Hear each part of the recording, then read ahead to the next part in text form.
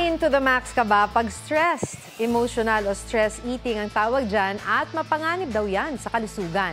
Ang Fit Track Report hatid ni Katrina Son.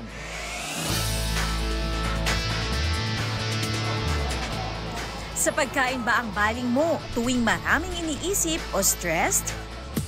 Baka emotional o stress eating na iyan. Si Ricky Ducas Jr. na first responder nung pandemic, naranasan daw iyan. So unconsciously, nagiging coping mechanism ko ang pag-stress eating. Hindi daw niya namalayan na pabigat na ng pabigat ang kanyang timbang hanggang sa Nagkaroon dahil sa stress eating. Nagkaroon ako ng cardiovascular problem, nag-heart attack ako.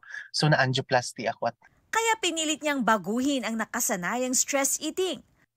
Pagkain din daw ang naiisip ni Elgene Paspe kapag na-challenge sa pagpapatakbo sa negosyo. Kahit pa paano, di ba, parang nababawasan yung stress na nafe-feel mo. Yung paminsan di ka makakolik sa customer.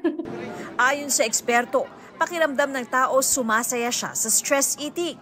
Hindi rin daw kailangang marami ang kinakain basta malimit itong gawin. Stress eating na.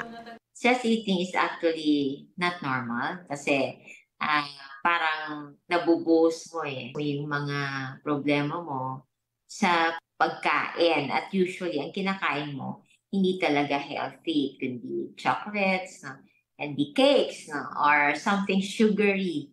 Kasi ang feeling natin, pag andun yung mga comfort food natin, we are energized. Pero kung laging nagsistress eating, maaaring magkaroon ng problema sa kalusugan. Tataas ang kolesterol o magiging diabetic.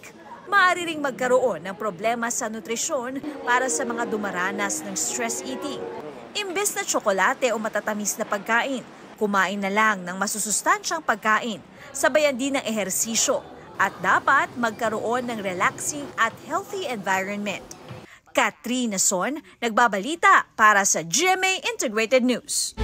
Huwag magpahuli sa mga balitang dapat ninyong malaman.